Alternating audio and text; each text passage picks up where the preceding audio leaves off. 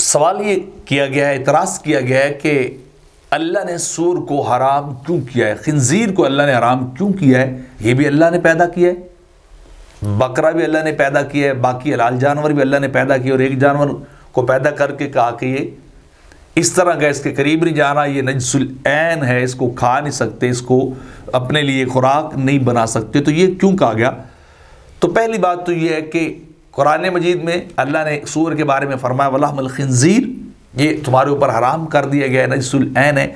अल्लाह ने पैदा किया, अल्लाह ने हमें कह दिया, उसी ने तख्लीक किया, उसी ने बता दिया ये तुमने खाना है, ये तुमने नहीं खाना है। तो उसकी मर्जी, उसका हुक्म, मुसलमान बहैसियत मुसलमान होने के अल्लाह के हुक्म को मानते हैं, उसको ओबे करते हैं कि उसने हमें कह दिया ये जायज़ है, ये नाजायज़ है, ये हलाल है, ये हराम है, ये दुरुस्त है, ये ना दुरुस्त है, गलत है, तो उसकी मर्ज़ी।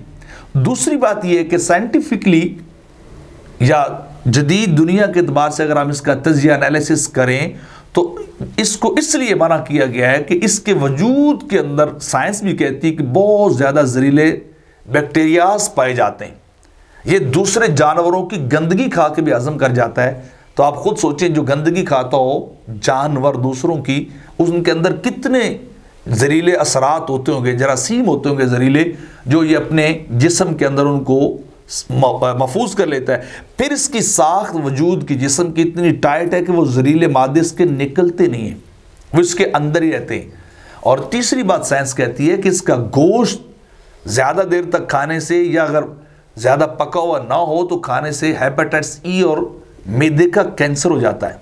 तो ये तो जदीद साइंस भी कह रही, इसको प्रूव कर रही है कि इसको खाने से गुरेज किया जाए। आप रिसर्च पढ़ें इसके बारे में, साइंस के नए नए आर्टिकल जो आ रहे हैं, साइंसदानों साइंटिस्ट लिख रहे हैं, उनको पढ़ें कि वो क्या कह रहे हैं कि इसके जिस्म से फासद मादे निकलते ही नहीं है। जैसे ज़िबा करते हैं ना, तो ज़िबा करने का फ़लसफ़ा भी यही है कि वो खून निकल जाता है, जरासीम निकल जाते हैं, बाकी पाक साफ गोश्त जो है वो बाकी सेहत के लिए मुफीद हेल्थी जो है वो बाकी रह जाता है।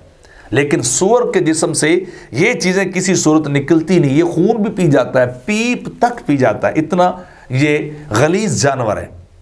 तो जब गलीज़ है, आपके लिए नुकसानदेह, तो आपको बताया गया कि आप इसको करीब न जाएं। लेकिन बात यह नहीं कि हम चूंकि उस हुक्म को नहीं मान रहे, हमें साइंस, आज इंसानी इल्म, ये इंसानी गवाही चाहिए, अल्लाह का हुक्म है, अल्लाह की बताई बातों पे अमल नहीं चाहिए। हालांकि उसने तो शुरू से कह दिया कि तुम्हारे लिए मैंने हराम कर दिए, तुम्हारे लिए बेहतर नहीं है, तुम्हें बीमार करेगा, तुम्हें हलाक कर देगा इसका खाना।